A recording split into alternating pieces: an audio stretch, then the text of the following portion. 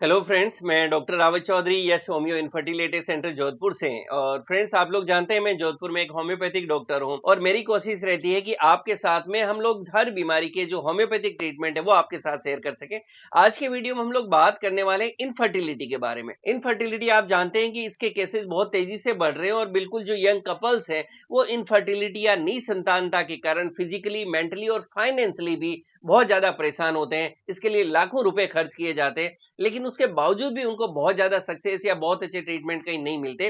वहीं होम्योपैथी आप जानते हैं कि सेफ है, इफेक्टिव है और इसके अंदर बहुत अच्छी अच्छी मेडिसिन आती है जो आपको चाहे मेल इनफर्टिलिटी है या कोई भी कारण से अगर फीमेल इनफर्टिलिटी है तो उसके अंदर आपकी मदद कर सकती है। फ्रेंड्स, आज के वीडियो में हम लोग बात करने वाले हैं एक केस के बारे में जो मेल इनफर्टिलिटी से रिलेटेड है।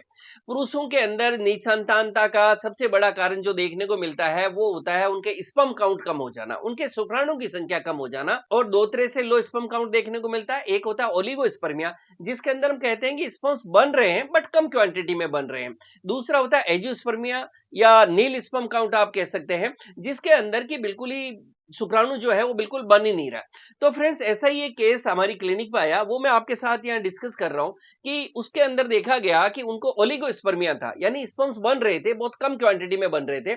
और जब हमने देखा कि भाई आपको लो स्पर्म काउंट है और उसके कारण अगर इनफर्टिलिटी का सामना करना पड़ रहा है, तो नेचुरली आप जानते हैं कि मेल्स के अंदर स्क्रोटम में दो टेस्टिस होते हैं और इन टेस्टिस का जो मेजर फंक्शन है वो दो काम होता है। मेल्स के अंदर टेस्टिस का एक तो उनका स्पर्म प्रोडक्शन है, यानी शुक्राणु का बनाना, और सेकंड होता है मेल सेक्स हार्मोन जो टेस्टोस्टेरोन, वो उनका वहीं पे बनता है। तो इस केस के अंदर जो मैं आपके साथ डिस्कस कर रहा हूं, ये आपके साथ इसलिए डिस्कस कर रहा हूं कि अगर आपको भी इस तरह की कोई प्रॉब्लम है तो आप इस चीज को समझ सके। तो फ्रेंड्स, जब इस केस में हमने देखा कि उनका लो स्पर्म काउंट है, यूएसजी स्क्रोटम कराया, यानी आप कह सकते हैं जो टेस्टिकल्स है उसकी सोनोग्राफी कराई गई कि भाई टेस्टिकल्स में ऐसा क्या बदलाव आ गया कि उनका स्पर्म से वो प्रॉपर नहीं बन रहा है। और उसके अंदर पाया गया कि इनको वेरिकोसील है। तो वेरिकोसील होना एक बहुत बड़ा कारण है कि अगर मेल्स के अंदर वेरिकोसील होने लगे तो उनके अंदर जो है लो स्पर्म काउंट हो सकता है।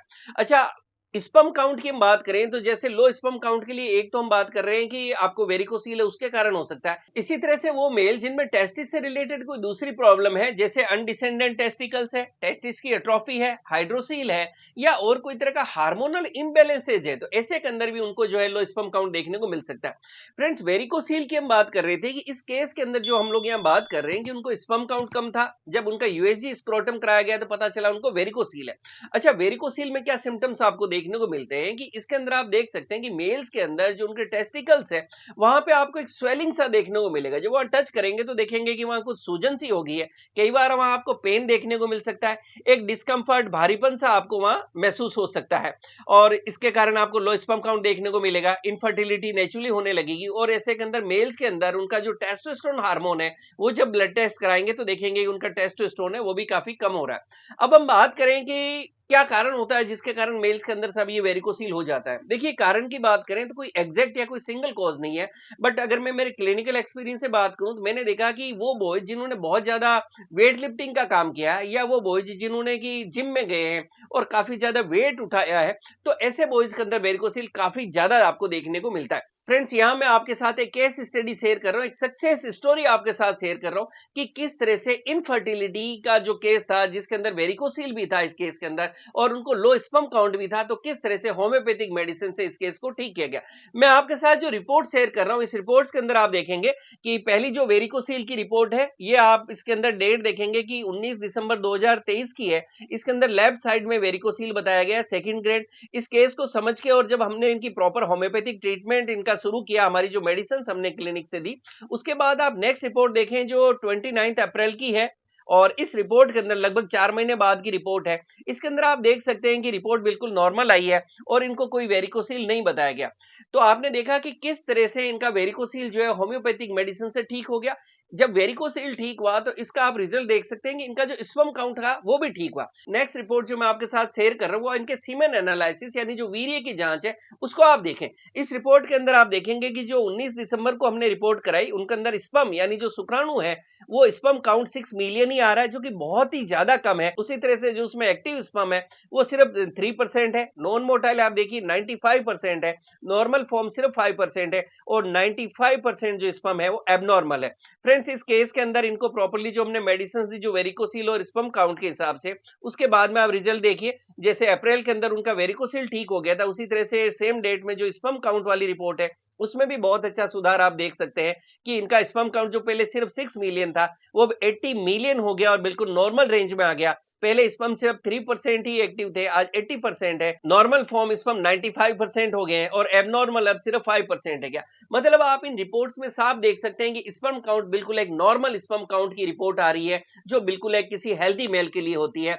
तो नेचुरली जब इनका वेरिकोसिल ठीक हो गया, स्पर्म काउंट ठीक हो गया, जिसके कारण इनकी जो पार्टनर है ये मैरिड लाइफ में थे और वो कंसीव नहीं कर पा रही थी, जब ये नॉर्मल अपनी मैरिड लाइफ में रहेंगे तो नेचुरली इनकी पार्टनर जो है वो कंसीव कर लेंगी।